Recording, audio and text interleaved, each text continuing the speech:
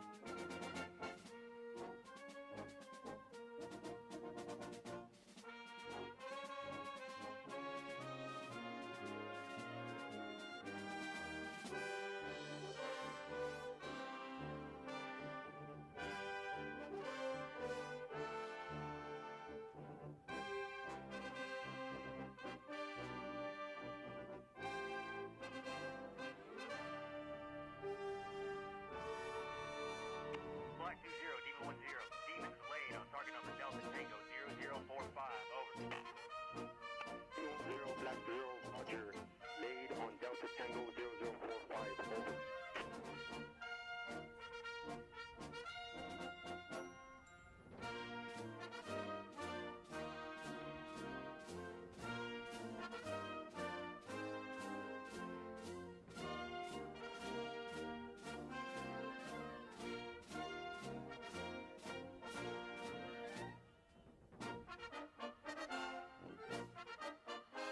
Carnage laid on target number Delta Tango 0047.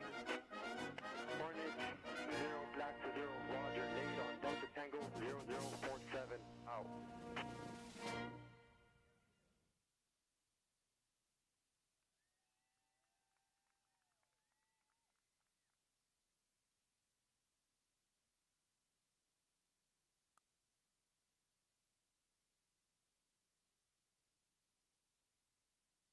Ladies and gentlemen, direct your attention to the screens as America's Ready Task Force Bragg demonstrates their capabilities for their Commander-in-Chief.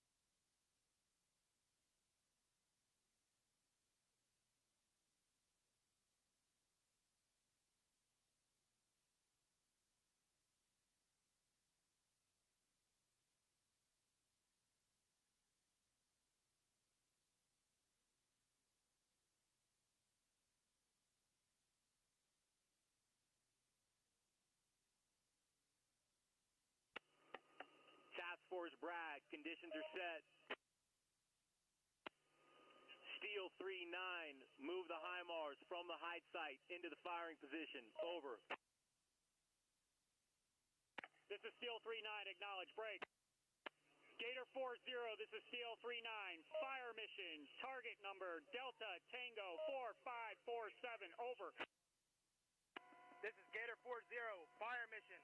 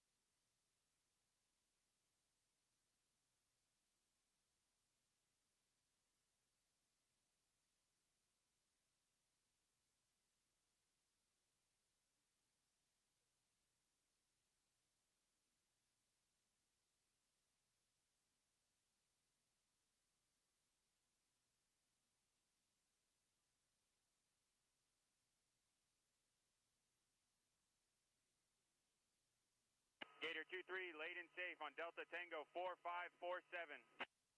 Alpha 1-1, laid and safe on target ID, Delta Tango 4547. Copy, launcher Alpha 1-1 and Gator 2-3, laid and safe on target ID, Delta Tango 4547. Stand by. Dragon 3, this is Steel 3-9, fire mission Delta Tango 4547, standing by, over. Steel 3-9, Dragon 3, execute fire mission. Over. Gator 4-0, this is Steel 3-9, fire, target number Delta Tango 4547, over. Launcher Alpha 1-1 and Gator 2-3, target ID, Delta Tango 4547, fire.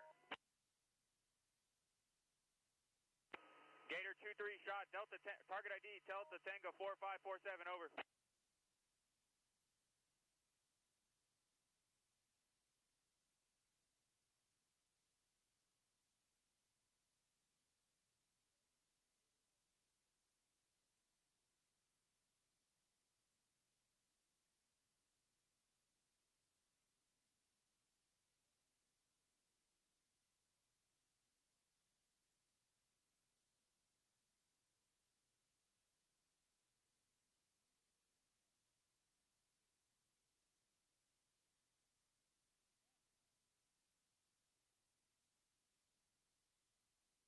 Roger, shot, target ID, Delta Tango 4547, stow and go.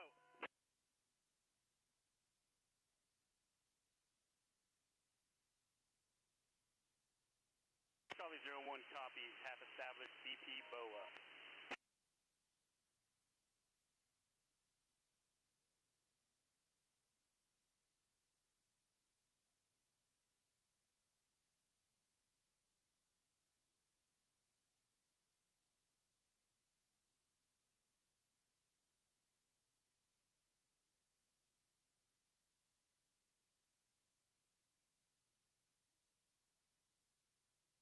Dragon 3, this is Steel 3-9, enemy ADAs suppressed, over.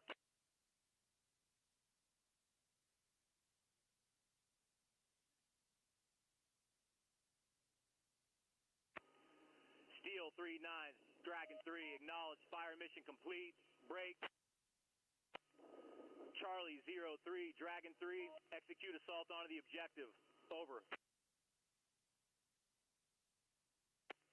Dragon 3, Charlie 03, Peyote, pushing for seed mission, over. AD 4-1, Dagger 9-9, call in with heading for clearance. AD 4-1, cleared hot, cleared hot.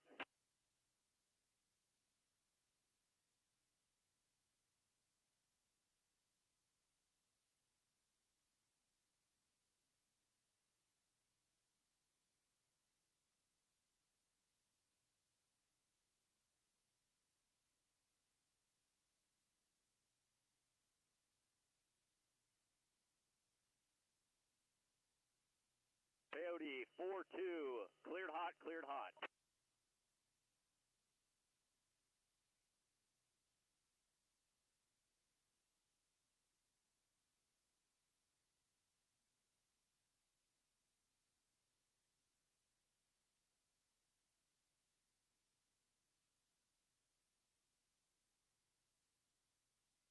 Copy, 2 away, 45 seconds.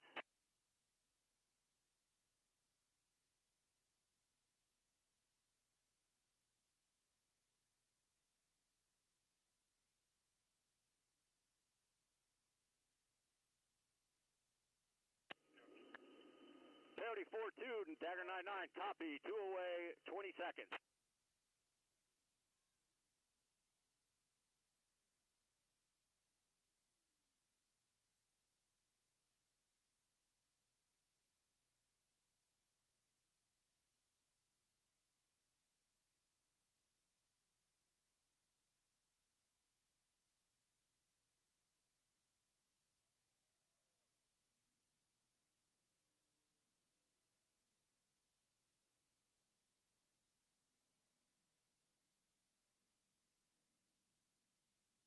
Copy, splash.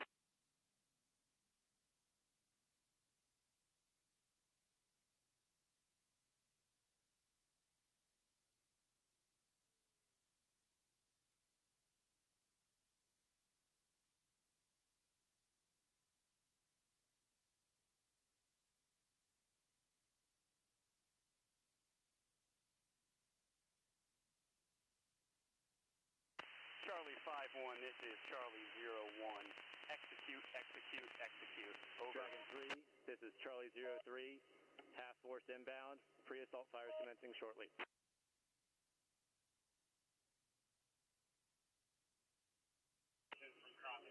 Charlie 03, Dragon 3, acknowledge, Charlie 01, copy. commence pre-assault fires. Over. 1506 DOT.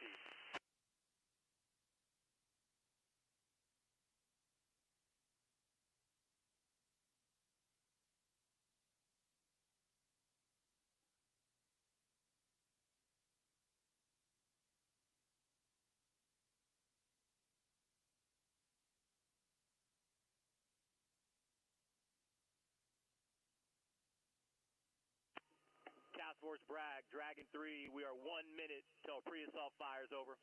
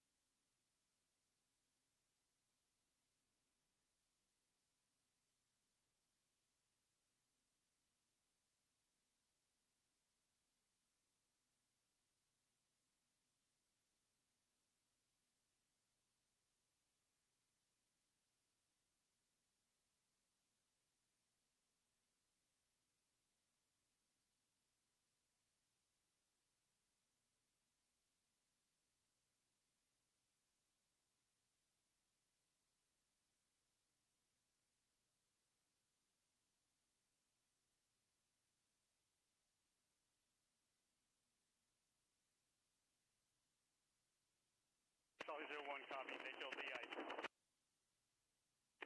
Dragon 3, Charlie 03, pre-assault fires complete, HLZ ice, assault force inbound.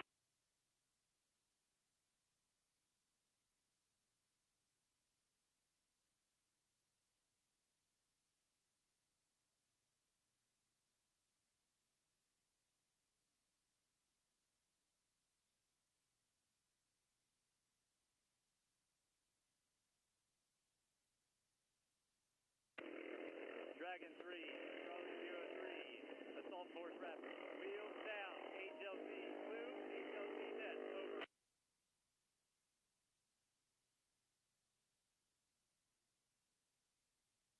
Charlie 01, this is Charlie 02.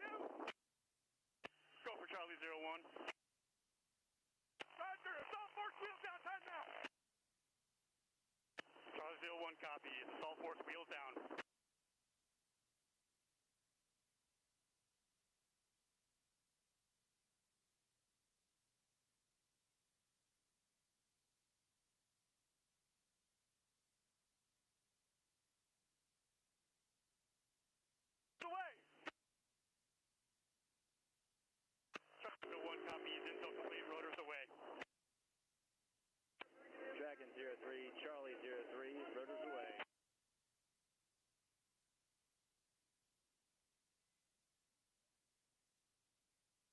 01.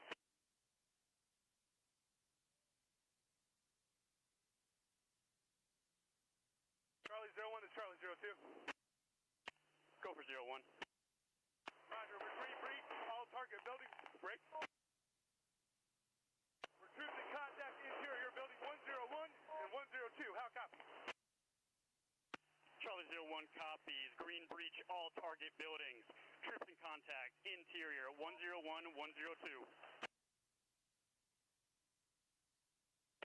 Dragon 3, Charlie 03, Green Breach, building 101, 102, 103, over. Charlie 01 copies all.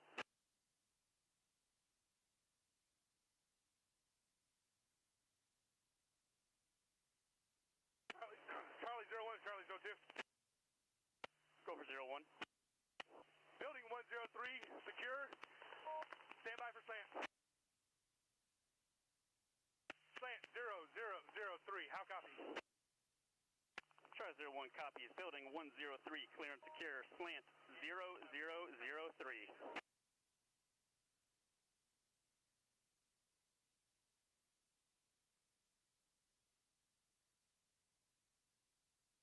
Charlie 01 to Charlie 02. Go for 01. Building 101, clear and secure this time. Stand by for slant. Break. Slant 0003, how copy? Charlie 01 copies. Building 101, clear and secure. Slant 0003.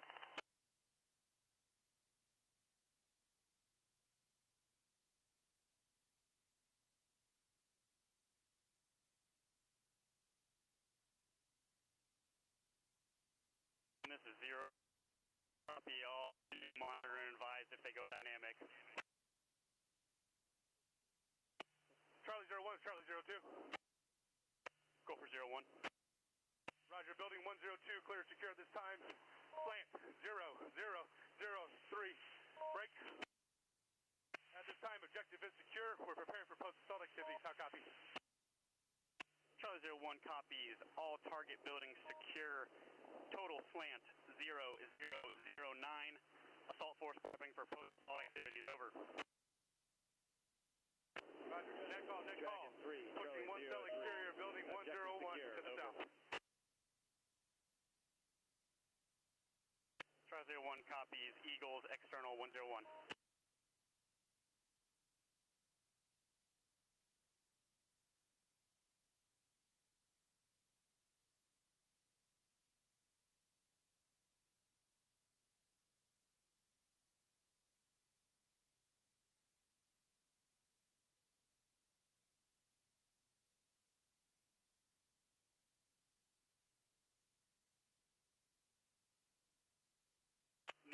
Net call.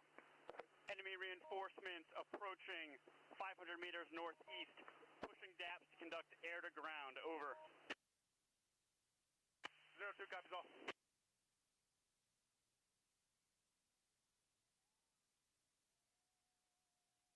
Charlie 01 copies.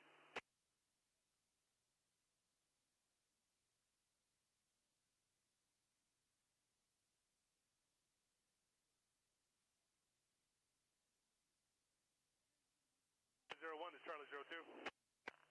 Go for 01. Roger, we've begun functional defeat of the TEL. Burning 1 minute. Copy. Burning 1 minute.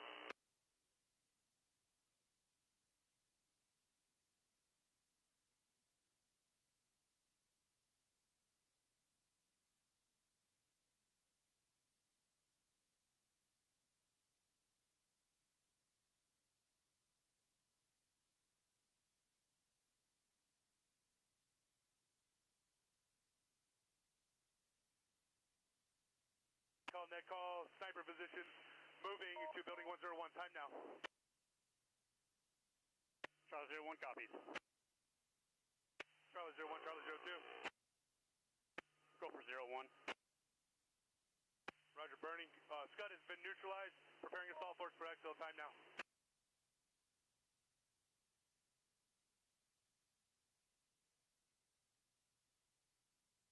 Charlie 51, this is Charlie 01. Copy. Threat neutralized. 02, this is Charlie 01, copy. Scud has been neutralized, prepping for exfil. Charlie 02, this is Charlie 01. Go for 02. Air-to-ground engagement complete. Enemy reinforcements destroyed. How copy, over? Charlie 02 copies all. Break. Travel 27, Bravo 41, pushing from BP Boa to the overhead. 2 minutes. Charlie 01, this is Charlie 02. Travel 27, Bravo 41, checking in as Bragg. Cobra 01. Dragon 3, this is Charlie 03. Defeated assault force prep for exfil and waiting for lift. Over. Charlie 01 copies. Assault force postured for exfil. Over. 02.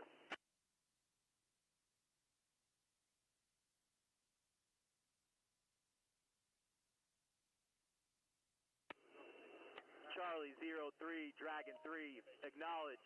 Objective secure. Bravo 27, Bravo 41, in south and north right full of the visual friendly counter target. All American 3s, Dragon 3. Execute airborne operation, over. Dragon 3 is All American 3, acknowledge. Break. 47's coming into land. Q Ferry 3, All American 3, execute airborne assault, over.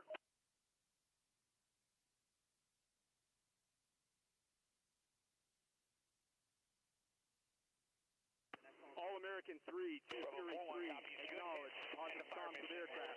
2, 27, inbound, 8 pallets of sustainment.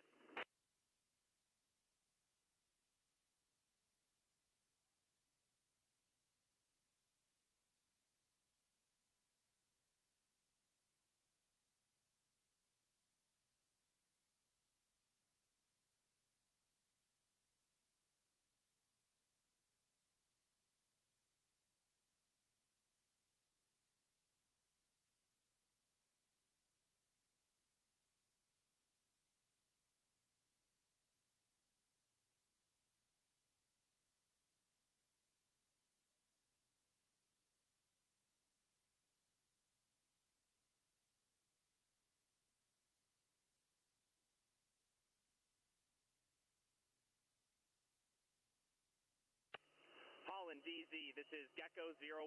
Need winds and clear to drop. Gecko 01, this is Holland DZSO. Winds 6 knots from the 230. I repeat, 6 knots from the 230. Clear to drop.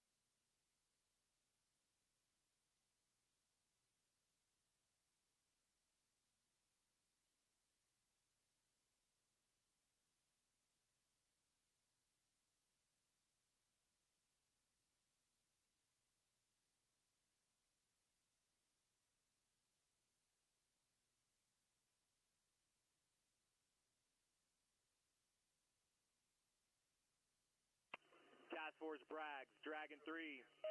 Time on target, first bundle, 4 mics. Over.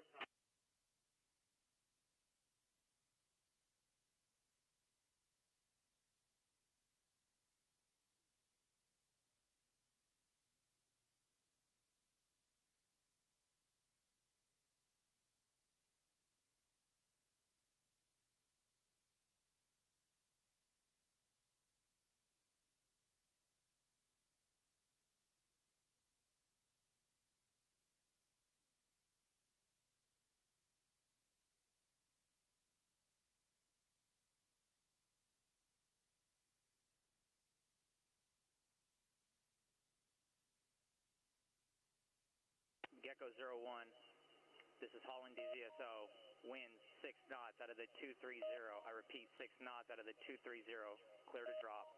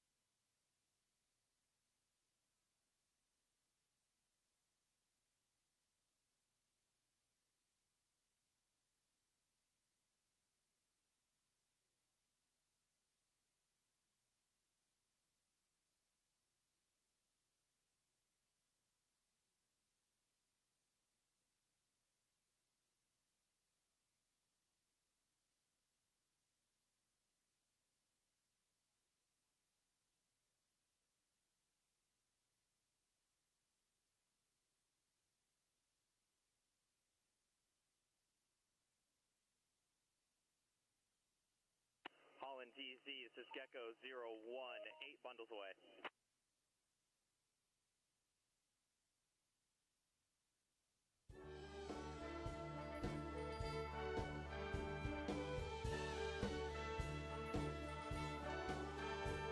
Well, if you ask me where I come from, here's what I tell everyone.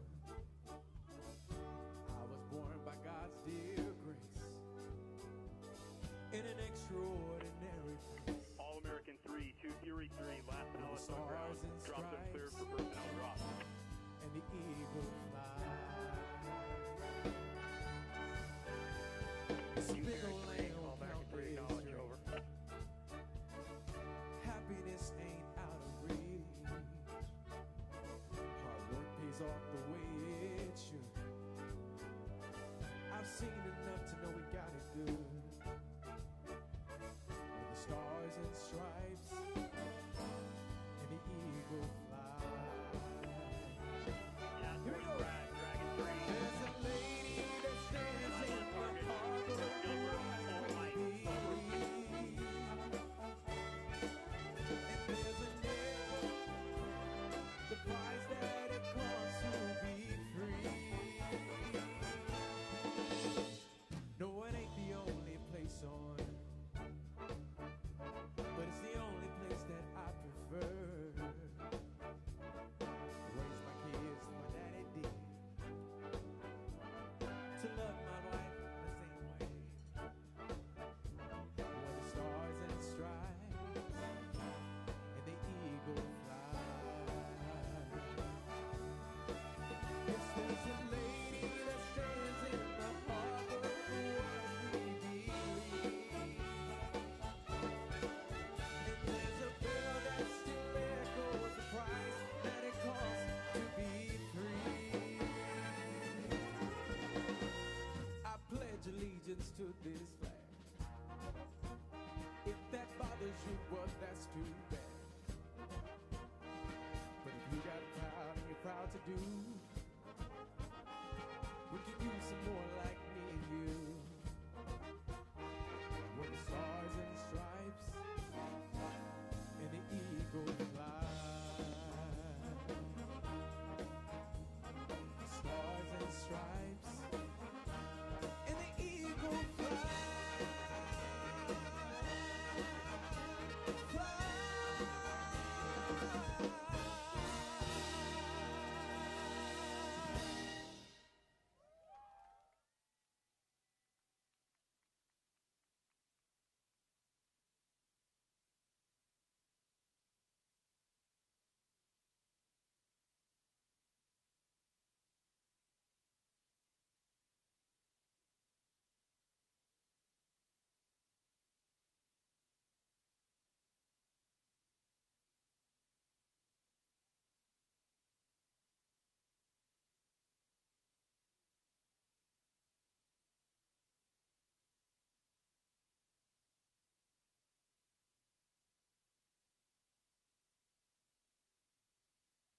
Holland DZ, Jill 40, request surface winds and drop clearance.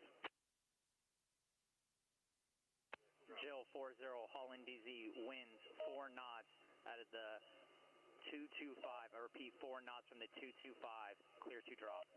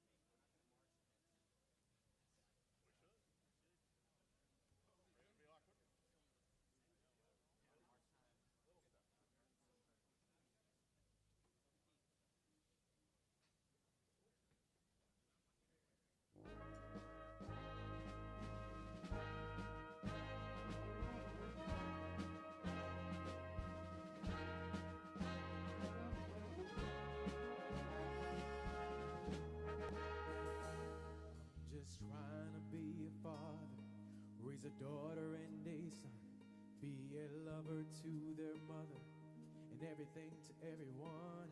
Up and at 'em bright and All-American 3, 203, C-130 personnel drop yeah, complete, I'm dressed up C-17, for 1 minute success. out. From my head down to my boots, I don't do it for This is the All-American money. 3, acknowledge, There's C-130 bills drop that I complete, over. can't pay. I don't do it for the glory, I just do it anyway. Provided for our futures, my responsibilities. Yeah, I'm real good under pressure, being all that I can be. And I can call in sick on Mondays when the weekend's been too strong. I just work straight through the holidays, and sometimes all night long. You can bet that I stand ready when the wolf growls at the door. Hey, I'm solid, hey, I'm steady, hey, I'm true down to the core. And I will always do my duty, no matter what the price. I've counted up the cost, I know the sacrifice. Oh, and I don't wanna die for you, but if dying's got to me, I'll bear that cross with honor. 'Cause freedom don't come free. I'm an American soldier, an American. Beside my brothers and my sisters, I would probably take a stand. For liberties and justice, I will always do what's right. I'm out here on the front lines, sleep in peace tonight. American soldier, I'm an American soldier.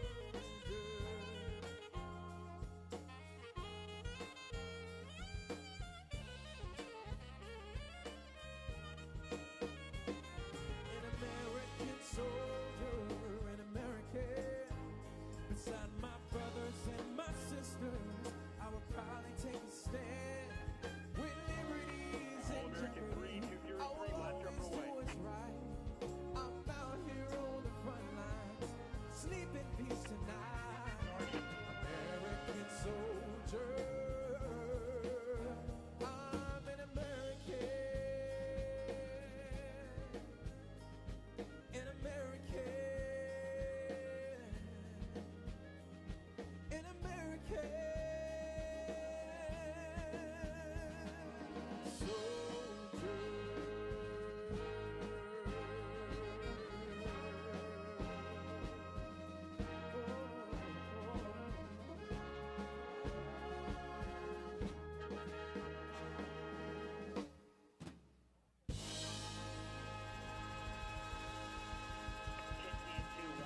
This is Holland DZSO. All jumpers on ground. I count 593 on ground.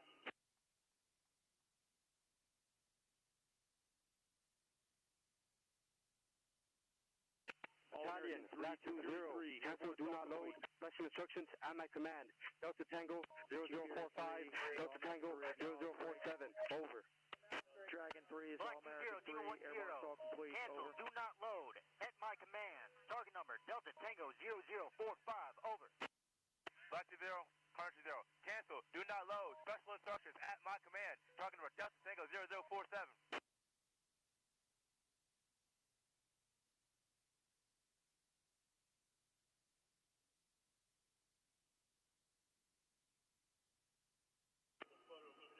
All-American 3, Dragon 3, acknowledge. Airborne assault complete, break. Black Falcon 6, Dragon 3, let me know when conditions are set for fires mission, over. Dragon 3, Black Falcon 6, acknowledge.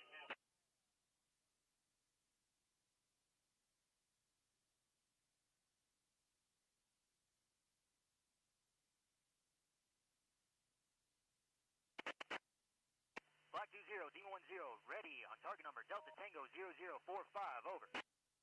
Carter's ready on target number Delta Tango 0047. Roger, battalion ready.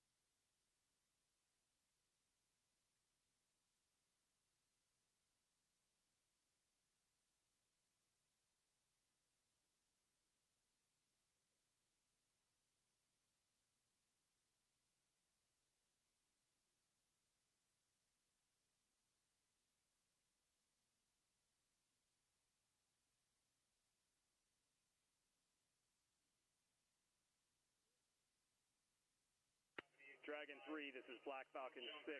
Conditions set for fire mission, over.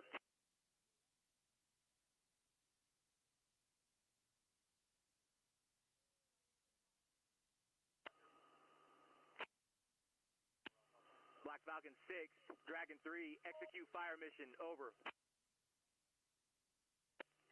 Dragon 3, Black Falcon 6, acknowledge, break. Black Falcon 20, this is Black Falcon 6, fire, Series Falcon, special instructions at my command, over. Black Falcon 6, this is Black Falcon 20, fire, Series Falcon, special instructions at my command, out. Black Falcon 6, this is Black Falcon 20, Series Falcon ready, over. Series Falcon ready, out. Demon, stand by.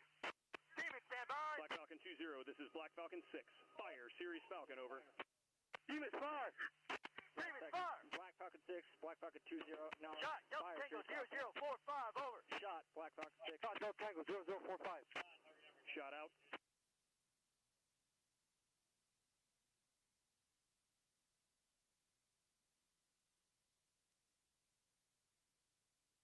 Splash, Delta Tango 0045, over. Splash, Delta Tango 0045. 20, splash, Series Falcon, over. Splash, Series Falcon out.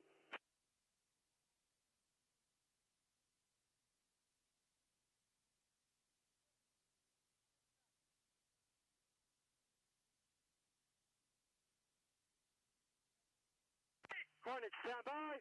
Stand by.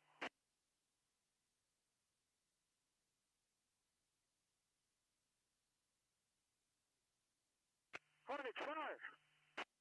Fire. Shot, talking about Delta Tango 00457. Shot, Delta Tango 0047.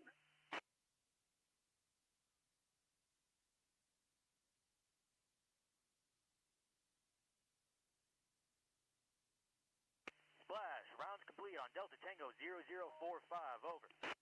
Late splash, talking about Delta Tango 0047. Splash, Delta Tango 0047.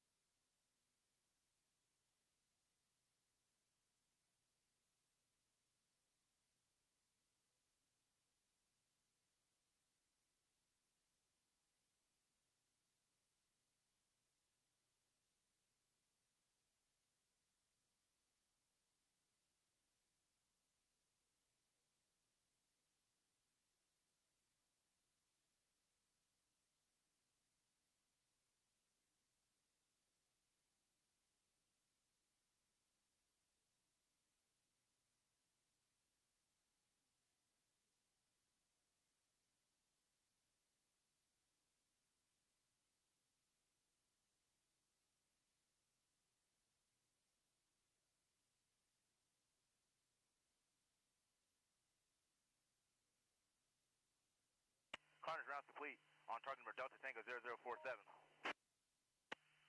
Round complete, Delta Tango 0047. Series Falcon, over. Rounds complete, Series Falcon out.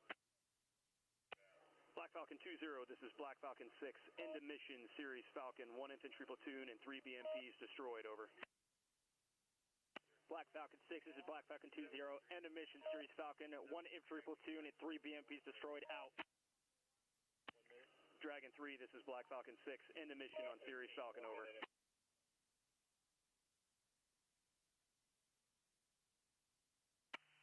Battalion, Jack 20, and the mission, Delta Tango 0045, Delta Tango 0047. Black Falcon 6, acknowledge. Fires Black mission 20, complete. Demon 10, end of mission on target number Delta Tango Charlie 0045, over. Dragon 3, End mission on target number Delta Tango show force 0047, mission, over.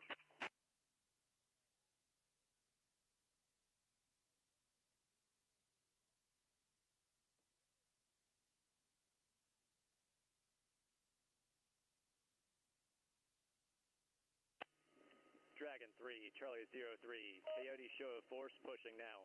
ETA 2 mics, over.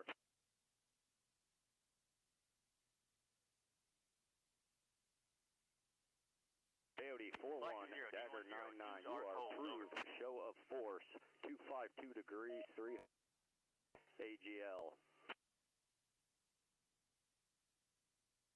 Copy, call in with heading for clearance.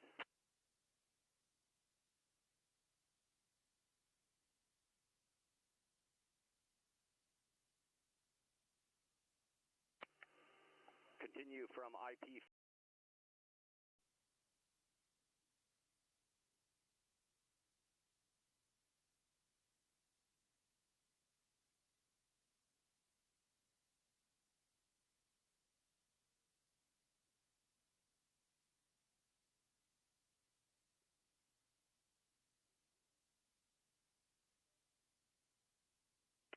Coyote 4-1, Dagger 9-9, copies, 1 mile inbound, continue.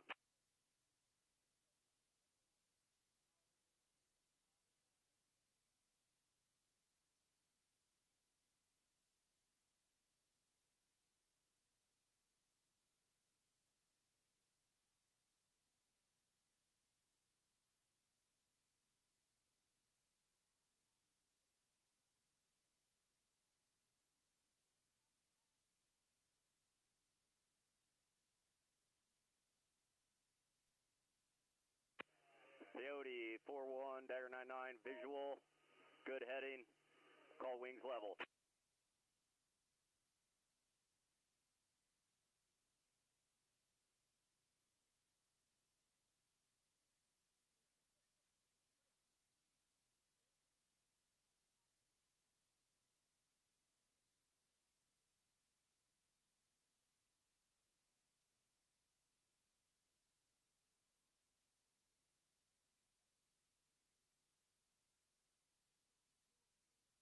Peyote 4-1, good show of force. Peyote 4-2, continue.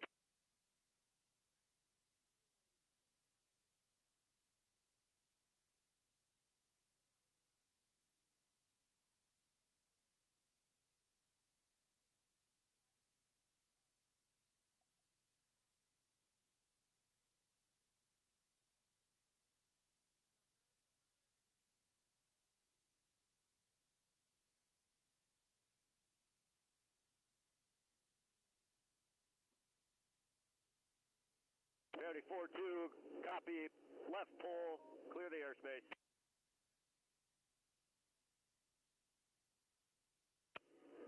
Task Force Bragg, Dragon 3, objective secure, mission complete, move to follow on operations, over.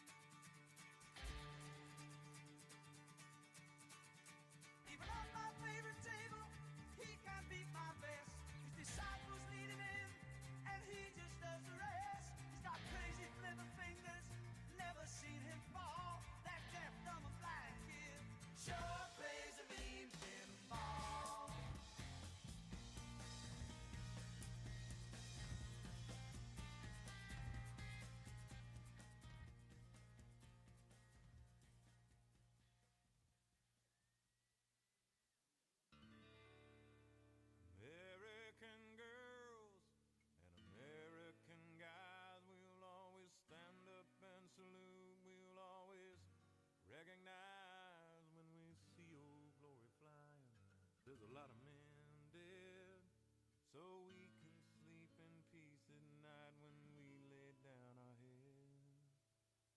My daddy served in the army, where he lost his right eye, but he flew a flag out in our yard till the day that he died. He wanted my mother, my brother, my sister, and me to grow up and live happy in the land of the free. Now this nation that I love is falling under attack. A mighty sucker punch came flying in from somewhere in the back. Soon as we could see clearly through our big black eye, man, we lit up your world like the 4th of July. Hey, Uncle Sam, put your name at the top of his list, and the Statue of Liberty started shaking her fist, and the eagle will fly, and it's gonna be hell when you hear Mother Freedom start ringing her bell, and it'll feel like the whole wide world is raining down on you. Brought to you courtesy of the red, white, and blue.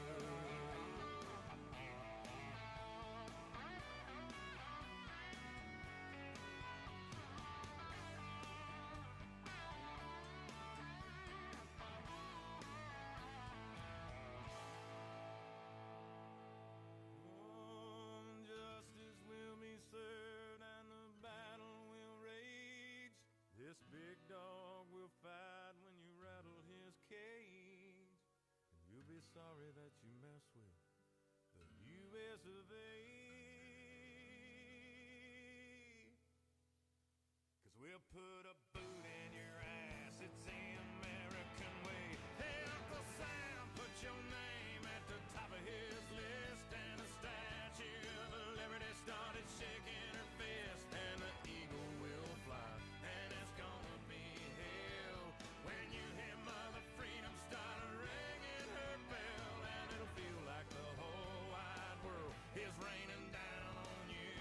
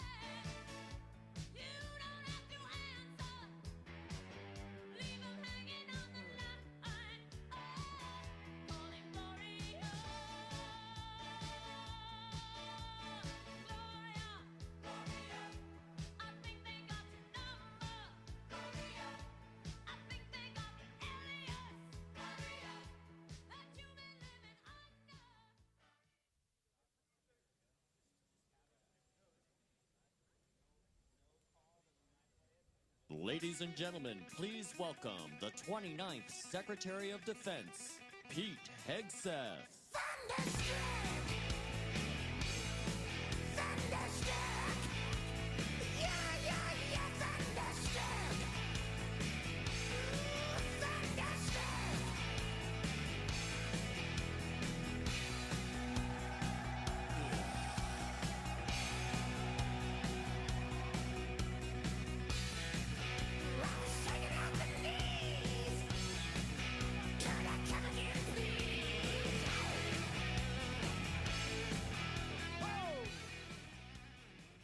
Good afternoon, Fort Bragg.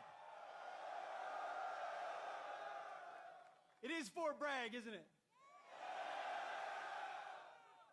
Let me tell you what a privilege it was to be just a few miles away from here watching a sheer demonstration of military power from the All-Americans.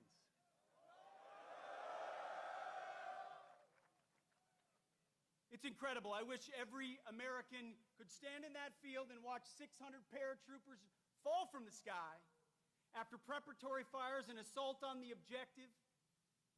That's sheer American firepower. But you know what I wish Americans could also see? What I get a chance to see every day, what other members of the cabinet get to see every day, which is our Commander-in-Chief, President Donald Trump, putting America first.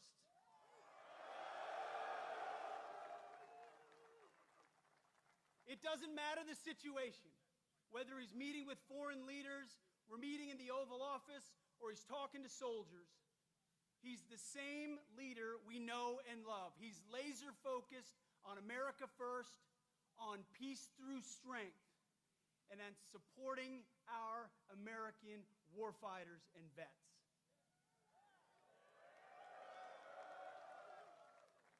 You know exactly where his compass is. You know exactly what he believes. And what I tell troops when we travel across the world, and I've had a chance to meet so many of you fine Americans, what I always say, the message from our Commander-in-Chief is, he has your back.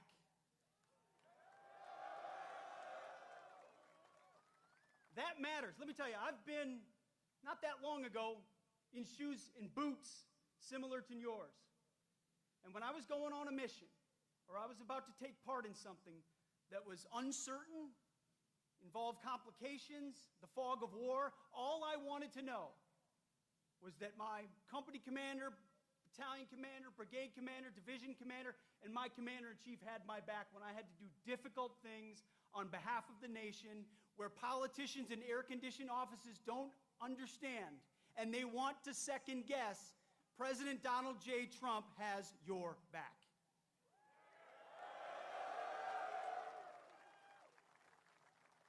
So at the Defense Department, we're doing three critical things at his direction. Number one, we're restoring the warrior ethos. We're getting back to basics. Standards, accountability, readiness, training, warfighting, lethality. We're not a college or a university. We're not interested in your woke garbage and your political correctness.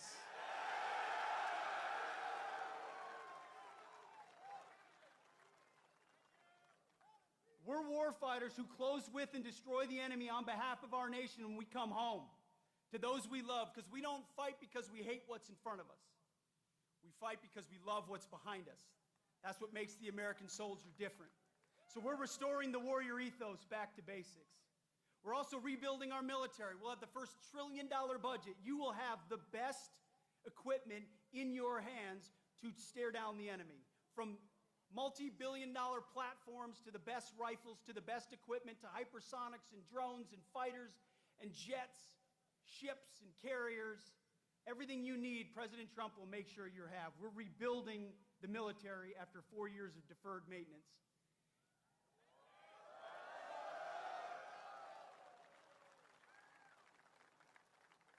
And finally, we're reestablishing deterrence. Our allies know that we stand with them, and our adversaries know what we are capable of doing to them, so that we can maintain peace through strength. President Trump seeks peace. He wants peace. So do I. So do you. For our families, for our kids and our grandkids. But those who long for peace must prepare for war. And that's something the 82nd Airborne, America's 911, does every single day. So it's an absolute honor to be your 29th Secretary of Defense. You have my pledge that every single day our focus is on you and your mission and having your back. And you're about 1 minute away from hearing from your Commander-in-Chief, President Donald Trump. God bless you and God bless our nation.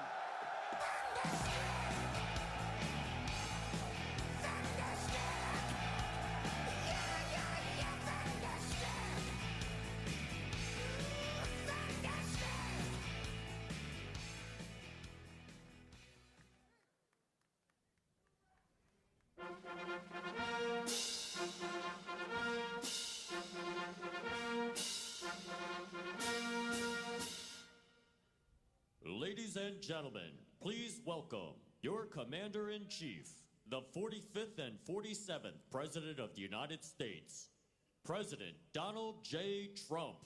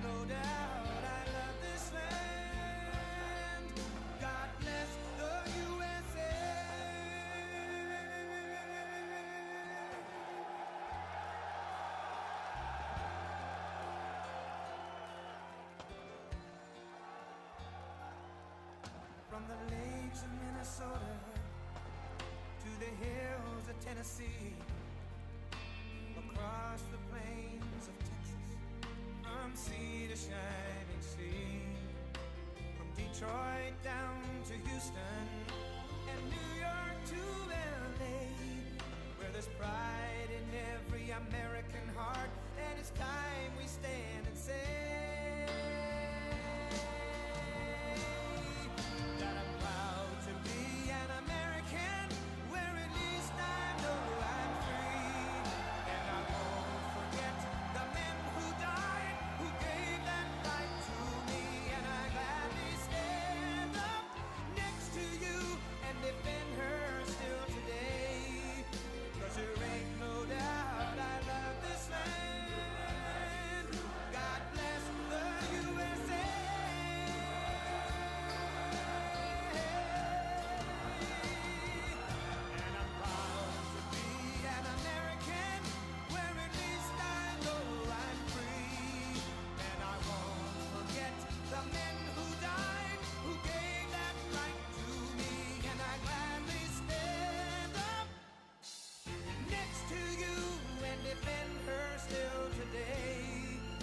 There ain't no doubt I love this land. God bless the USA.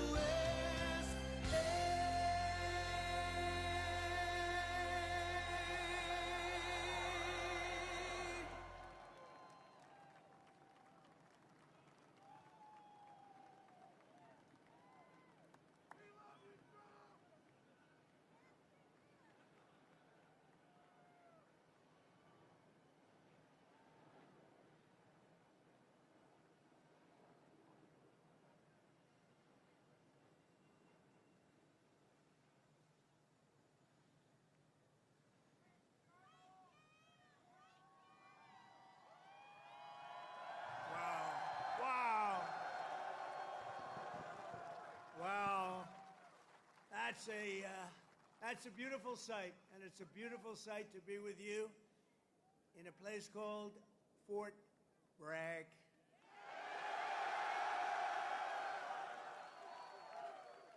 Can you believe they changed that name in the last administration for a little bit? But we'll forget all about that. Well, we're going to forget all about it. I want to just say God bless the U.S. Army and God bless the USA. Great place, great group.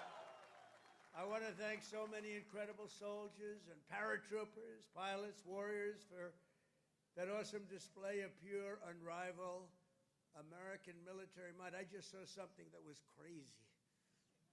You don't want to mess. I've been saying a long time, we have the best. Nobody even comes close, but they just gave me a display that you might be lucky not to see it because it's a little scary. It was beautiful to watch. Let's hear it for the Army Special Operations and Command and the 82nd Airborne Division and the 18th Airborne Corps. What a show it was and what a show it continues to be. And Saturday is going to be a big day in Washington, D.C. You know, a lot of people say, we don't want to do that. I say, yeah, we do. We want to show off a little bit. You know, recently, other countries celebrated the victory of World War I. France was celebrating, really. They were all celebrating. The only one that doesn't celebrate is the USA, and we're the ones that won the war. Without us, you'd all be speaking German right now. Maybe a little Japanese thrown in. But we won the war. And we don't celebrate, but we're going to celebrate on Saturday, and we're going to celebrate from now on. We're going to celebrate our greatness and our achievements. This week we honor 250 years of valor and glory and triumph by the greatest fighting force ever to walk the face of the earth, the United States Army. For 2.5 centuries, our soldiers have marched into the raging fires of battle and obliterated America's enemies. There's never been anything like it. There's never been a force like this. And I rebuilt it. I gave you so much money for 4 years. It was crazy. And we just approved our largest budget for military operations, over $1 trillion. We've never even come close. But our army has smashed foreign empires, humbled kings, toppled tyrants, and hunted terrorist savages through the very gates of hell. Our soldiers do not rest until they win. You know that better than anybody. From June 1775 to June 2025, those foolish enough to challenge America's army have been met with unyielding strength, unbreakable spirit, and unstoppable, overwhelming force. Time and again, our enemies have learned that if you dare to threaten the American people, American soldier will chase you down, crush you, and cast you into oblivion. That's what happens, unfortunately. That's what happens. Doesn't sound very nice, but it's true, isn't it? The last sound you ever hear will be the chilling howl of Black Hawks in the dead of night, the thunderous boom of artillery fire, or the ferocious roar of a U.S. Army infantry brigade charging over the horizon. That brigade is going to charge like you've never seen before, and hopefully I can keep you out of that, but if I don't, you're ready. Is that right? If I can keep you out of it. If I keep you out of it, that's okay, but if we need it, you're ready. You know, it's called peace through strength, isn't it? Peace through strength. For our adversaries, there's no greater fear than the United States Army. They all fear us, and we have the greatest force anywhere on earth. You know, you read different stories that others are building and building and building. We have a force like no other. They said it would take 5 years to defeat ISIS. We did it in 4 weeks. 4 weeks. We let them go. Unlike other of your leaders, I let them go, and we had General Raisin Kane, who's now the head of the Joint Chiefs of Staff, because I liked him. He was a warrior. He was a great warrior, and now he's been rewarded for his incredible work. But they said it would take 5 years. We did it in 4 weeks. Someday I'm going to ask him to explain that one to me. But it was the television generals that said that. The real generals got out and fought, and nobody fought like them ever. But for the American people, there's no greater pride because you are the righteous sword of American justice and the ultimate shield of American freedom. This week we remember that we only have a country because we first had an army. The army was first. In fact, the army was even before the country. You know that, right? 1 year before the country. After 250 years, we still proudly declare that we are free because you are strong. You are so strong. We're safe because you are brave, and America's flag will never fall because America's army will never, ever fail. Never going to fail. Every branch of the armed forces has played a critical role in protecting our nation. But no one has done more fighting, bleeding, and winning than the U.S. Army. Nobody's done that. The Army has earned more combat medals and more battle ribbons than any other service, and 70% of all of the medals of honor. We give away medals of honor all the time at the White House to incredibly brave people, but you have 70% of them. Army soldiers, and especially our Army paratroopers, truly go all the way. You know that expression, all the way. It's one of your beautiful expressions. As President of the United States, let me express my undying gratitude to our nation for every soldier here today, for every veteran and their families, those incredible families that are with us and all across America, and for every patriot who has worn the uniform over 250 years. Can you imagine that? We thank you from the absolute bottom of our hearts. Few places loom larger in Army lore than where we are gathered today. The one and only Fort Bragg. The one and only Fort Bragg.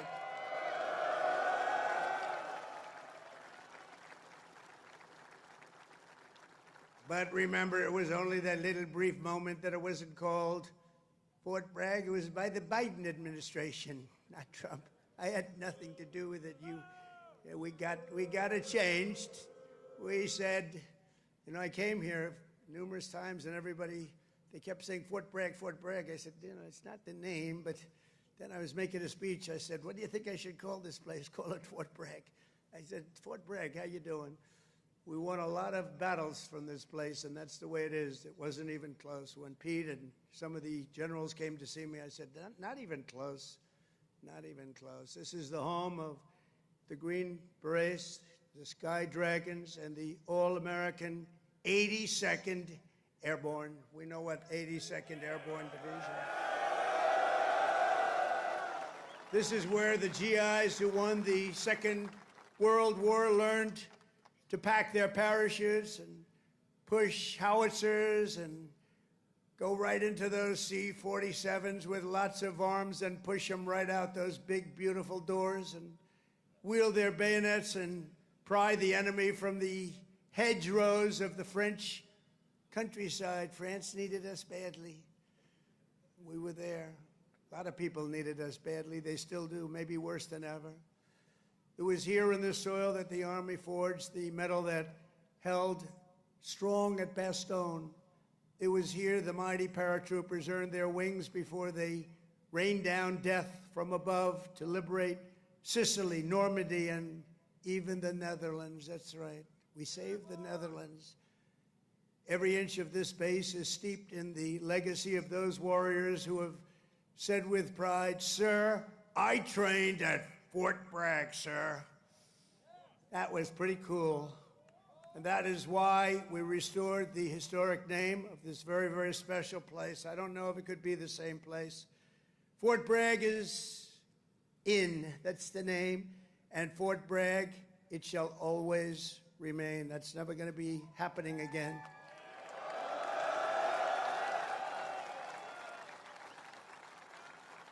And for a little news for the fake news back there, the fake news. Ladies and gentlemen, look at them. Look at them all. Oh, what I have to put up with. Fake news. What I have to put up with. But they're all right. They've been very nice today. They were impressed with that display, I can tell you that. I think it took them a little by surprise. But for a little breaking news, we are also going to be restoring the names to Fort Pickett, Fort Hood, Fort Gordon, Fort Rucker, Fort Polk, Fort A.P. Hill, and Fort Robert E. Lee. We won a lot of battles out of those forts. It's no time to change. And I'm superstitious. You know, I like to keep it going, right? I'm very superstitious. We want to keep it going. So that's a big story. We just announced that today to you for the first time. They said, why didn't you wait till Saturday? I said, I can't wait. I got to talk to my friends here today. This is a record crowd. You know, you never had a crowd this big. That's an honor. You think this crowd would have showed up for Biden? I don't think so. I don't think so. I don't think so. Maybe I'm wrong. Maybe I'm wrong. I want to thank so many great leaders here today, including Secretary of Defense Pete Hegseth, who's been great. By the way, Pete, thank you. Great. And he went through the wars, you know? Pete went through the wars. He had to get through a very hostile group of people that I think really don't want to see America be great again, maybe, or something, but he persevered, and he got there, and he's doing a fantastic job. Great job, Pete. Thank you very much. Secretary of Veterans Affairs, Doug Collins, a fantastic man. Thank you, Doug. You're doing a great job. Doing a great, great job. Way, way up from the last administration, Veterans Administration. It's way up. You saw the recent poll. The people are happy. They weren't happy a couple of years ago. They were really happy 5 years ago.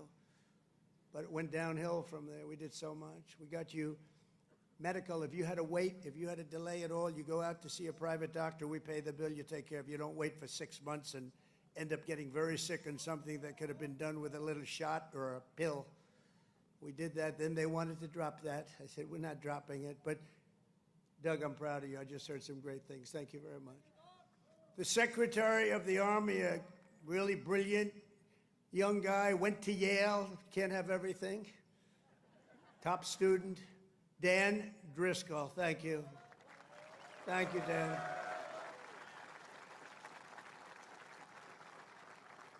And we have your senators, Senator Ted Budd and Senator Tom Tillis. Thank you, fellas.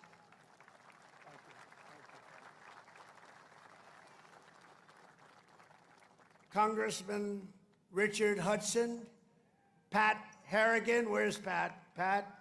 Good, Pat, you're doing great. You guys are amazing. And we have the big brass, General Andrew Pappas.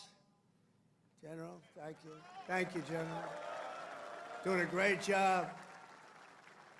General John Braja. John, thank you. Great job. Thank you for today, John.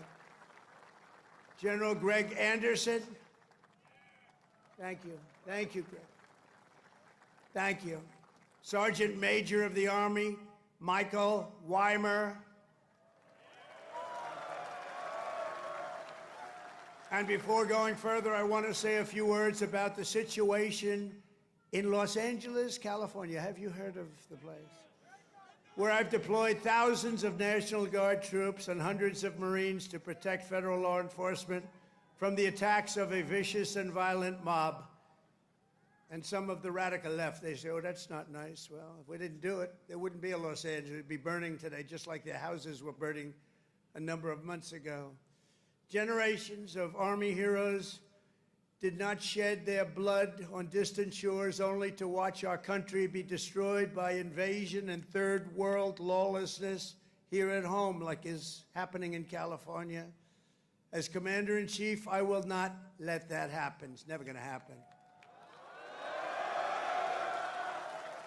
What you're witnessing in California is a full-blown assault on peace, on public order, and on national sovereignty carried out by rioters bearing foreign flags with the aim of continuing a foreign invasion of our country. We're not going to let that happen. Remember, millions of people were allowed to come into our country totally unchecked and unvetted by stupid people or radical left people or sick people. But regardless, open border policy, the dumbest policy yet. I would say even dumber than men playing in women's sports, transgender for everyone. Even dumber than that. They're hurling bricks and cinder blocks at law enforcement. Did you see they're breaking up the sidewalks and the curbs, breaking it up with big, strong hammers? These guys are professionals. These are not amateurs. They're breaking it up because they took the bricks away from them. They came in with bricks, red bricks, that they could throw at our military and at the police in L.A., who are very good, but they weren't aggressive like our soldiers. Our soldiers really were aggressive, but they all worked together. But they came in with bricks, they were taken away, and they had hammers. Oh, wow, how did that happen? And they're pounding the sidewalk. I said, what the hell is he doing? And he's breaking it up and making it into concrete bombs in a way, and they're dropping them on our military. They're throwing them at our military. Pretty good arms they had, too. Hits guys right in the face. Big chunk of concrete, worse than a brick. They're taking them up to the bridges, and they're dropping them in the cars that are going by. These are animals. But they proudly carry the flags of other countries, but they don't carry the American flag. They only burn it. Did you see a lot of the flags being burned? They weren't being burned by people from our country or from people that love our country. People that burn the American flag should go to jail for 1 year. That's what they should be doing. 1 year. And we'll see if we can get that done. We're going to try and get that done. We're working with some of your senators. I know Senator Josh Hawley is very much involved, and I know the two senators from here. I think you guys, are you guys in favor of it? Boy, would this be a bad time for them to say no. I got you. I got those 2 votes. The agitators are throwing firebombs, Molotov cocktails, lighting vehicles ablaze. You saw the cars that were burning, mobbing police officers and ICE officers who are the toughest people you'll ever meet, and they love our country, and they're getting really they want to stomp on them, but they're too tough. They don't allow it. And attempting to infiltrate and occupy federal buildings wearing armor and face shields. The best money can buy, somebody's financing it. We're going to find out through Pam Bondi and Department of Justice who it is. They're already on it. Who's financing all this equipment? Very professional. Under the Trump administration, this anarchy will not stand. We will not allow federal agents to be attacked, and we will not allow an American city to be invaded and conquered by a foreign enemy, and that's what they are. A lot of those people were let in here by the Biden administration. They just poured right in. They came from prisons, they came from jails from all over the world. They came from mental institutions. They were the leaders of gangs. They were drug lords allowed to come into our country. Their countries threw them out. Their countries would bus them or drive them right to our border and say, go in there. You ever come back, we're going to kill you. And we got them, and we're getting them out of here. I want to applaud the courage and the strength of the incredible troops who are right now standing guard to protect federal property and personnel and uphold the supremacy of federal law. That's what they're doing. They're protecting our ICE agents. They're protecting the police in Los Angeles. The head of the police in Los Angeles, a good man, I hear a good man, but he was actually saying we really did need this help. It had gotten away from them. It had long gotten away. And we gave it to them. Not only are these service members defending the honest citizens of California, they're also defending our republic itself. And they are heroes. They're in there, they're heroes. They're fighting for us. They're stopping an invasion just like you'd stop an invasion. The big difference is most of the time when you stop an invasion, they're wearing a uniform. In many ways, it's tougher when they're not wearing a uniform because you don't know exactly who they are. In Los Angeles, the governor of California, the mayor of Los Angeles, they're incompetent, and they paid troublemakers, agitators, and insurrectionists. They're engaged in this willful attempt to nullify federal law and aid the occupation of the city by criminal invaders. That's what it is. They're invaders, no different. Their position is that the rioting will not stop unless ICE withdraws from Los Angeles and ceases the enforcement of federal immigration law. In other words, they came in here illegally. Many of them came out of prisons and jails, the most heinous people. They came from all over the world. They came from the Congo in Africa. They came from Asia. They came from the prisons of these places.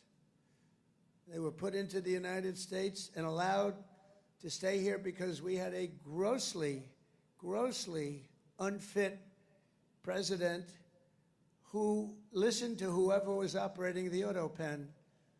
And they allowed these people to stay. And by the way, I've known this guy for a long time. He was never the sharpest bulb. But you know what he was? He wasn't a radical left lunatic.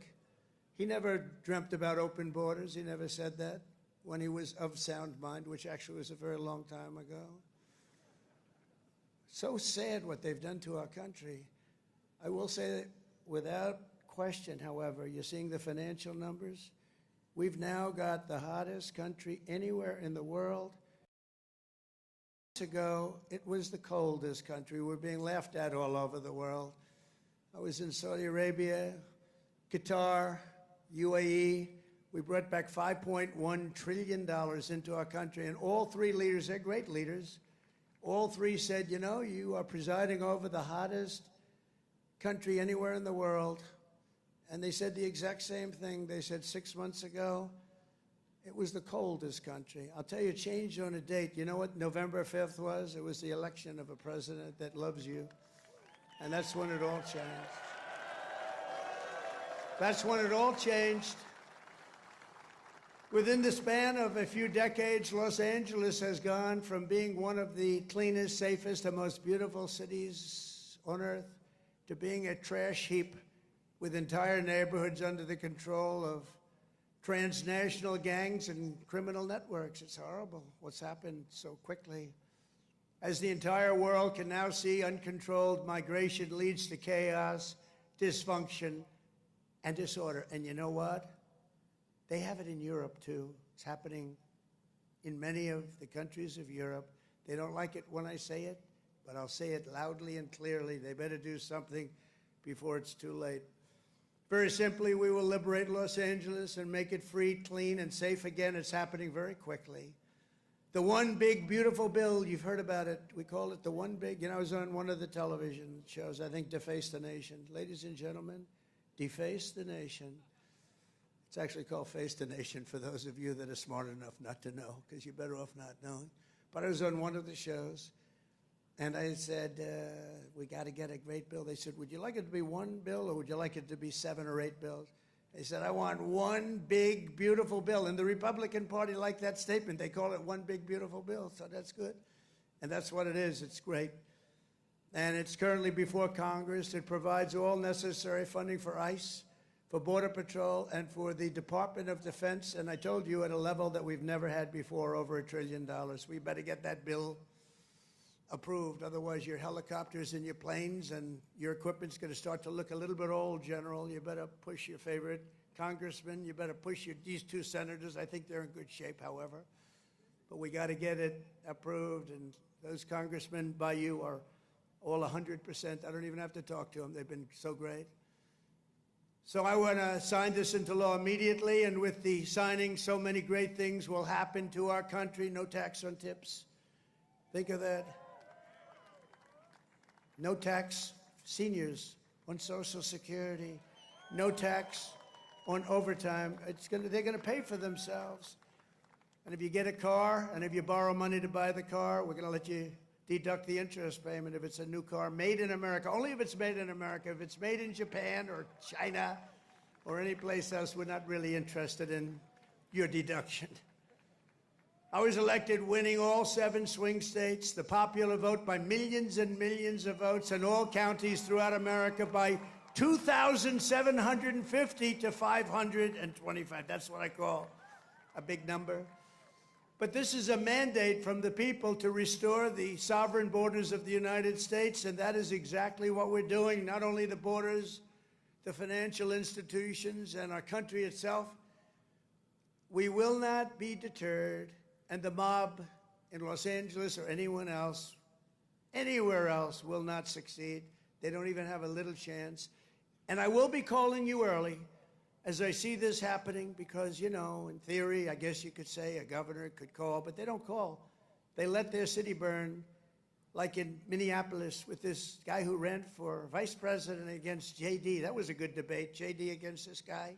Remember how bad he was? That was one of the, I said, J.D., there's never been a man like you're competing against. This is the worst. I think he's running for president, too. Can you believe it? But he's a radical left lunatic, and I'll never forget, in Minnesota, that city was burning down. Minneapolis was burning down. It was going to burn to the ground, and he wouldn't call the guard. And I waited for a long time, and I called the guard, and I saved it, but I wish I would have called it the first day. And I said, you know, if this ever happens again, because I was thinking about running because the election was rigged and stolen, we all know it. I said, we're going to run again, and if I win, which I hope, remember, we're going to make it too big to rig. But we did. We won by millions and millions of votes. So beautiful to watch. That was such a beautiful, 9:02 in the evening. They said, ladies and gentlemen, Donald Trump is projected to be the winner. I said, well, you think that was easy? I don't think these ladies from North Carolina think it was easy. You know, they followed me. I don't know what happened to their husbands. They're married to very nice people. But they've been to, what, 138 rallies? They said more. And they're from North Carolina. It's nice that we have one nearby finally, right? They go all over the country. I don't know what the hell's going on, but they're great. They're North Carolina, beautiful, wonderful woman, and we appreciate it. Like 130 rallies or some crazy number. Are your husbands satisfied with that? Are they okay? Oh, here he is. He showed up. One of them showed up. That's great. Congratulations. Great women, actually. The great patriots. We will use every asset at our disposal to quell the violence and restore law and order right away. We're not going to wait 7 days and 8 days and wait for a governor that's never going to call and watch cities burn. And let me tell you, if we didn't do this, Los Angeles would burn. It would be burning to the ground right now, just like the houses burned to the ground just a few months ago. And the only flag that will wave triumphant over the streets of Los Angeles is the American flag. So help me God. The American flag is the one that's going to wave triumphantly over the streets. And now let's get back to the true reason we're here today, celebrating 250 years of unbreakable Army courage. This week we commemorate not just the starting point in Army history, but a turning point in the history of the world. That's how important it is. When the Continental Congress created the Army and appointed its first commander, named happened to be George Washington. Has anybody heard of him? George Washington. Are you okay, darling? Are you all right? Yeah, take your time, please. Doctor, please. Doctor. Doctor in the house. Thank you. Thank you very much. These are great people. They've been waiting here a long time, General, so, you know, we want to give them all the time they need, right? Thank you very much.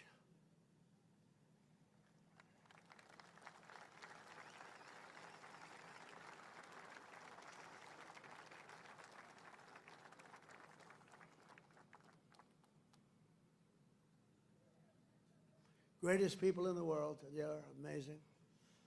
Amazing.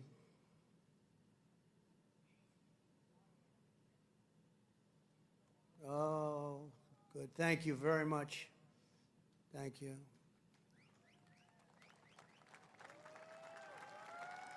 Okay, honey. Thank you.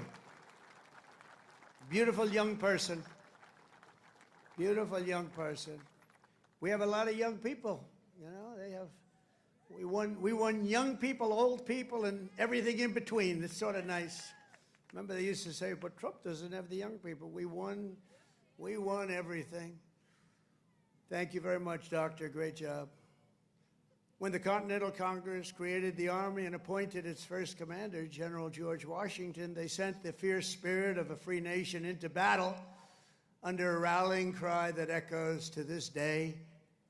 Give me liberty or give me death. Have you heard of it? Quite a beautiful statement. Think of what that means. Give me liberty or give me death. I know exactly what that means.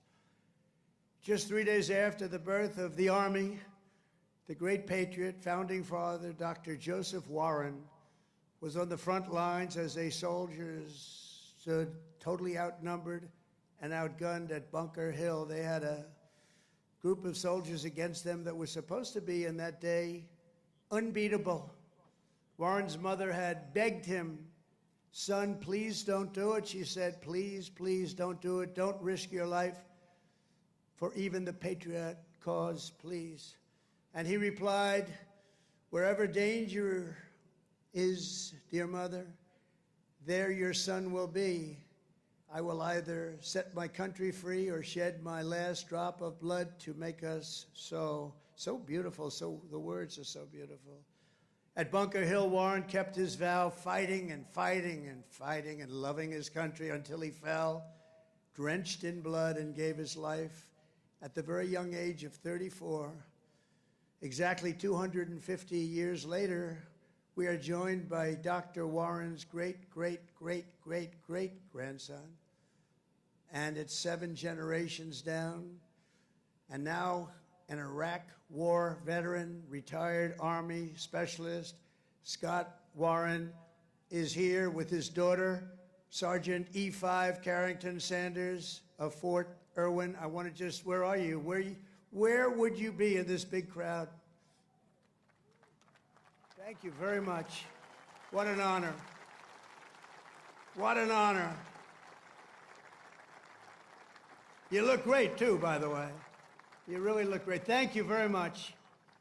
What a great family. But you carry in your veins the love and devotion of a martyr for American liberty. Please stand. Just put that hand up once more for the people, because they want. Thank you very much. You're looking good. Looking good. Good genes. Good genetics. Thank you both. Thank you very much. The life of a soldier is not just a job, it's a calling and a sacred tradition passed down from father to son, brother to sister, and one generation to the next. At every hour of danger, our noblest citizens have answered that call, kissed their loved ones goodbye, and run to the sound of guns. You run to the sound of guns, you're running right into them, you're going to win. When the British tried to reconquer our young nation in 1812, 1,000 Americans at Fort McHenry fought off a British invasion fleet, 5,000 strong. They say it was unstoppable. Lieutenant Francis Scott Key, you all heard the name, watched from Baltimore Harbor as the Army kept Old Glory flying high. Many people died. Deeply inspired, he wrote a poem in tribute to Army courage and American pride, known today as the Star-Spangled Banner, or our national anthem. Great.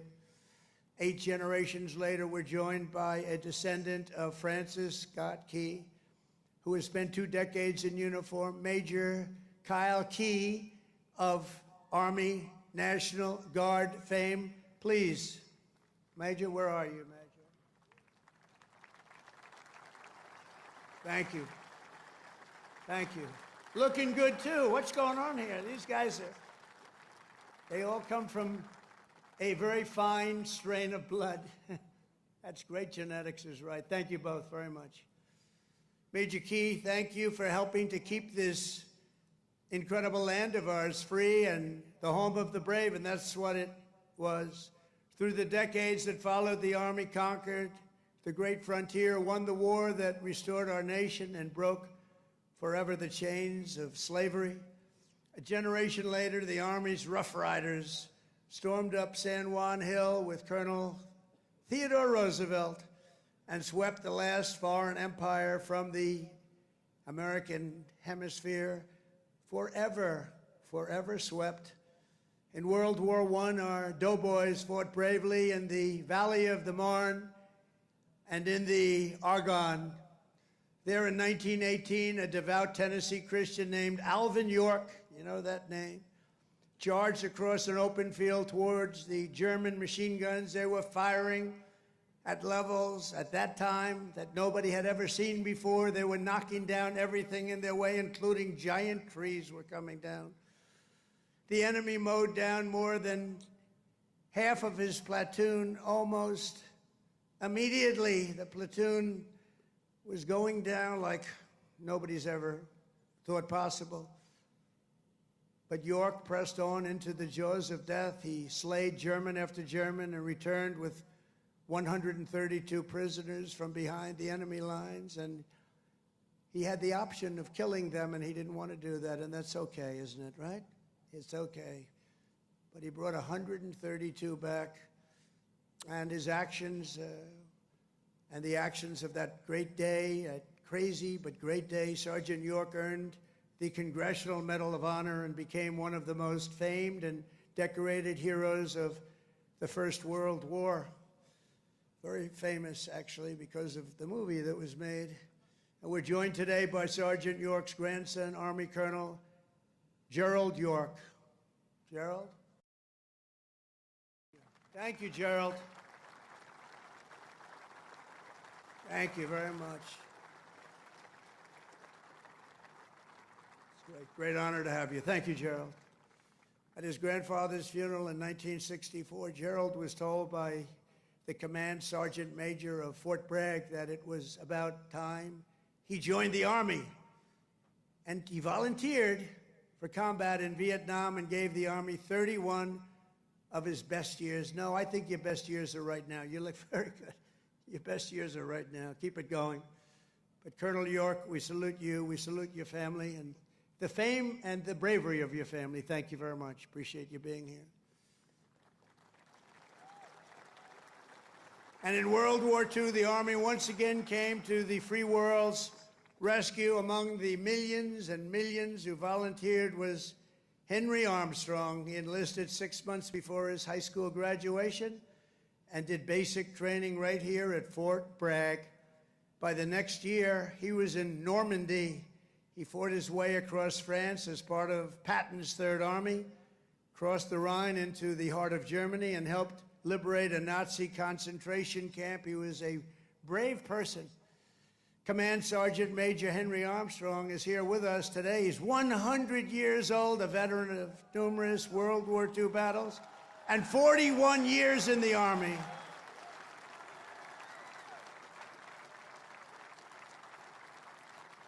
Thank you. Wow.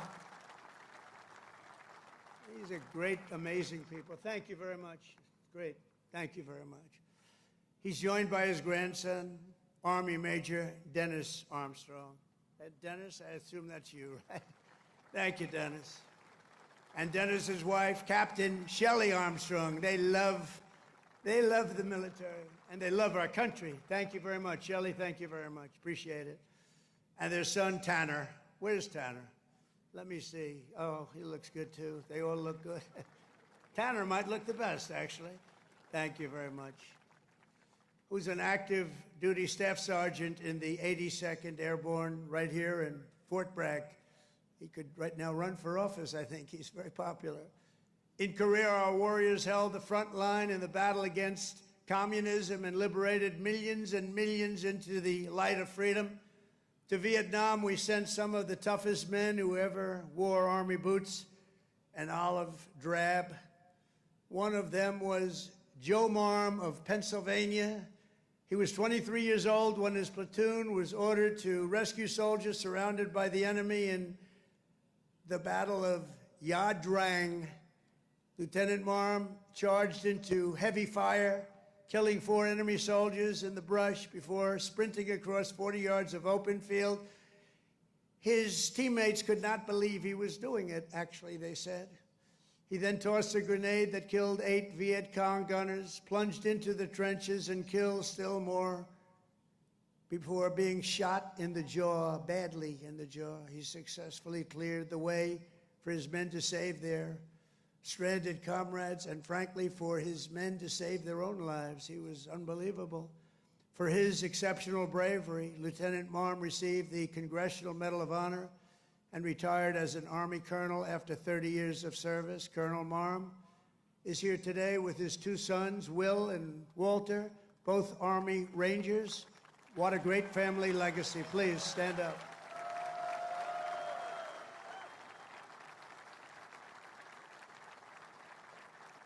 How's your jaw feeling? All right? The jaw? It's all right? Looks pretty good. I wish mine looked that good. It's very good. Thank you very much. Great family. Appreciate it. Real heroes. In the modern era, our soldiers have charged into the darkest caves and ventured into the most God-forsaken places to vanquish the forces of radical Islamic terror from the face of the earth. In 2007, Chief Warrant Officer Eric Phillips was stationed at a remote outpost in the Afghan mountains when a massive Taliban force attacked from all sides. He thought he was finished. For 3 hours, he led a hellacious counter-assault to successfully repulse the enemy in close combat. In the same deployment, Eric again repelled an attack by a vastly larger enemy force, saving countless lives. For his spectacular gallantry, Chief Phillips earned the Distinguished Service Cross and the Silver Star, becoming among the most highly decorated warriors of any branch in the war on terror. Actually, he is the most decorated, and it's not even that close. Many, many battles, many, many medals. And he's with us today, Chief Phillips. You did us all proud. Please stand up, Chief Phillips. Thank you. Thank you very much. Thank you. You are Army strong. Thank you very much, Chief. From the American Revolution until today, the story of the Army is the tale of an unbroken chain of American patriots who gave all they had for this country. It is the saga of epic men like Washington and Jackson, Grant and Custer, Pershing and Eisenhower, Patton and MacArthur, Wild Bill Donovan, and the great General William Yarborough, father of the Green Berets. You know that, the Green Berets? You know that? William Yarborough. It's the story of fabled units like the Old Guard, the Iron Brigade, the Big Red One, the Buffalo Soldiers, the Harlem Hellfighters, the Tuskegee Airmen, the Screaming Eagles, and George Patton's Hell on Wheels. They called it Hell on Wheels. When he was after you, it was not good. The weapons of war have changed with every generation, but the unflinching loyalty of the American soldier has always remained the same. The Army has always stayed true to its motto, "This we'll defend." You know that. This we'll defend. Army warriors who have laid down their lives for America rest by the thousands in the sacred soil of Arlington and Gettysburg, Anzio and Manila, and to far-off places known only to God. We owe everything to them. Today we renew our devotion to the cause of liberty for which they so selflessly lived and fought and so bravely died. There could be no greater tribute to their memory than to prepare the Army to dominate America's enemies for the next 250 years and more than that. That's why under the Trump administration, we're focused on restoring the spirit of the U.S. Armed Forces. No soldier ever volunteered for the Army to be lectured about transgender diversity or inclusion. You don't want to hear that. Transgender for everybody. We don't do that. America's patriots joined the Army to kick down doors, storm beaches, kill terrorists, and win America's wars. That's what we want. And that's what you want.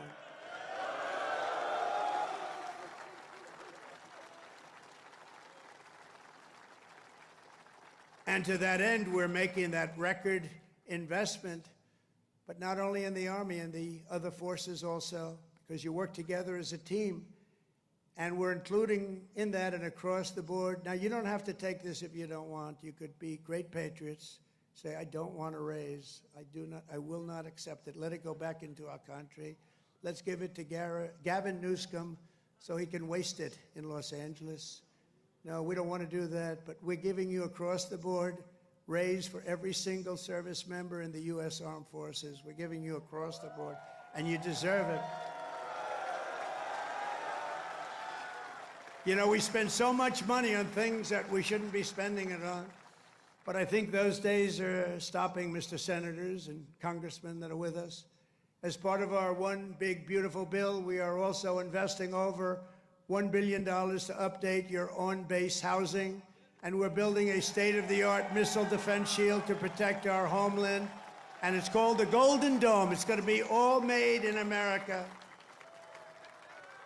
We've done it for others. We're now doing it for about time, right? We're doing it for ourselves. After years of recruiting shortfalls, this is, to me, maybe the most exciting things. We're setting the strongest peacetime recruiting records ever. Just think of this. 6 months ago, we couldn't recruit anybody to join the military. Nobody wanted to join. That was 6 months ago.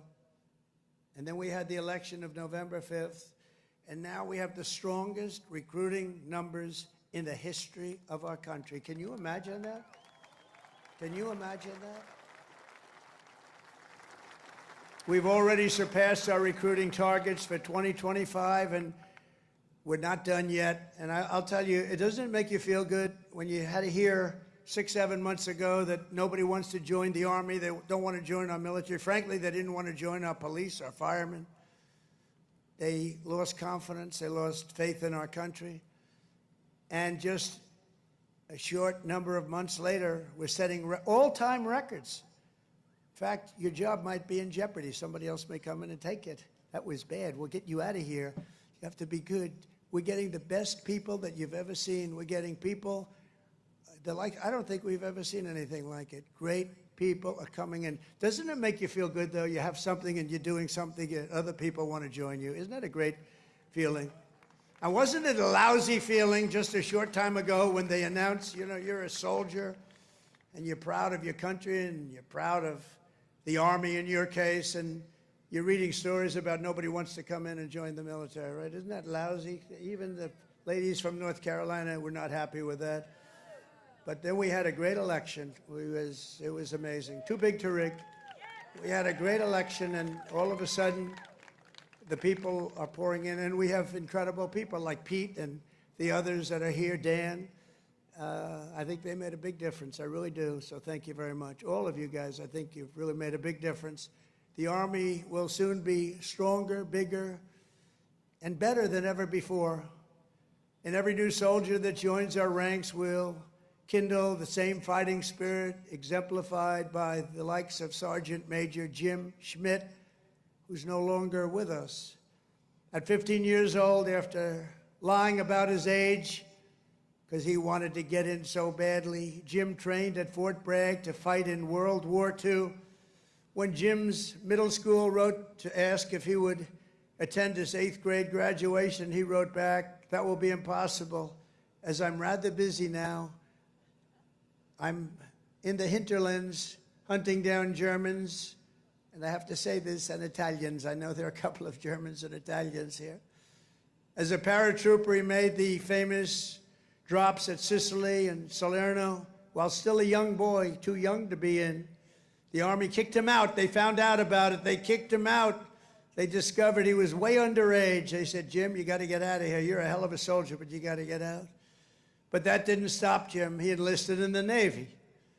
But the moment he turned 18, he came right back, and he joined the 82nd Airborne. How about that? He went on to fight at the Chosun Reservoir in Korea, rough place. Saw combat in Vietnam and ended his career right back at Fort Bragg, having earned 2 Silver Stars, 3 Bronze Stars, and 2 Purple Hearts. With us today is Jim's widow, Peggy, and their beloved grandson, Army Specialist Christian Forbes, who is currently deployed at our southern border defending our country from an invasion, whether we like it or not. It's an invasion, but I don't know if you've heard, the invasion was 99.9% stopped. Do you hear that? 99? Could even be more right. 99.999% stopped. That invasion is stopped. So I think he's in good shape. Specialist Forbes, I want to thank you for defending America.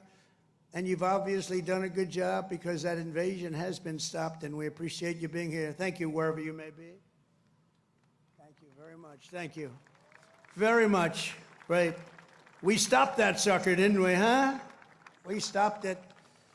Thank you very much. Each and every one of you here today carries in your souls the love, strength, and courage of millions upon millions of Army patriots who came before you. Your uniforms bear the same stars and stripes that our ancestors carried to victory at Yorktown, across the Great Plains, and over our Rockies, up the Missionary Ridge, down through the streets of Paris. That's right, we went down the streets of Paris. We've got to help our allies, don't we? Across the sands of North Africa and onto the shores of Omaha Beach, into the blood-soaked hills of Korea. And it was a West Point graduate named Buzz Aldrin who first planted our great American flag on the face of the moon. We know that.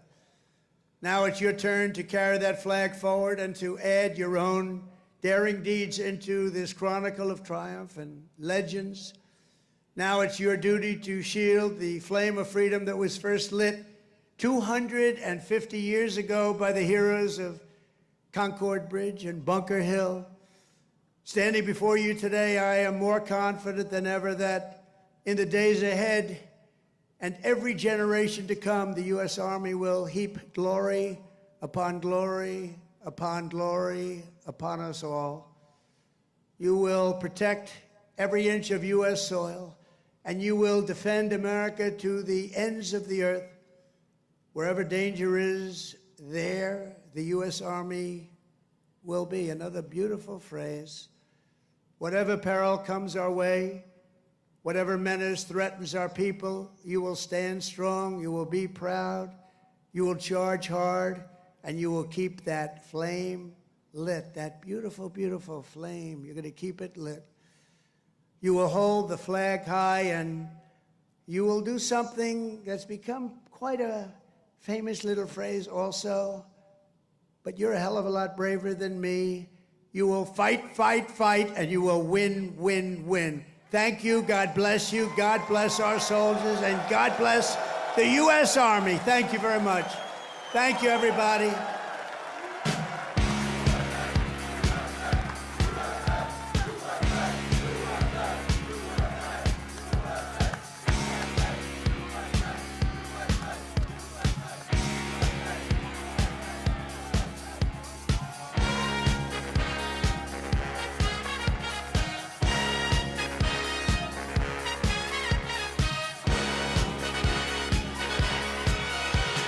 There's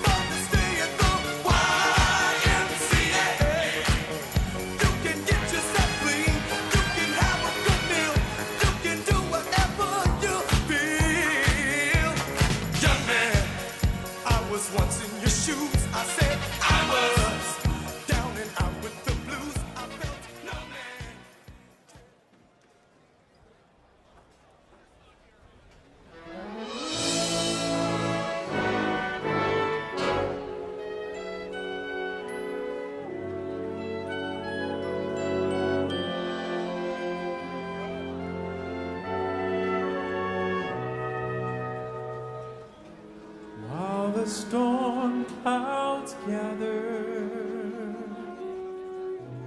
far across the sea, let us swear allegiance to a land that's free. Let us all be grateful for a land so fair, as we raise our voices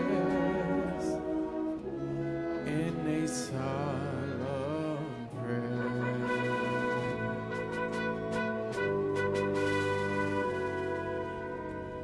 God bless America, land that I love. Stand beside her and guide her through the night with the light from above. From the mountains to the prairies, to the oceans wide with foam. God bless America, my home, sweet home. God bless America, my home, sweet home.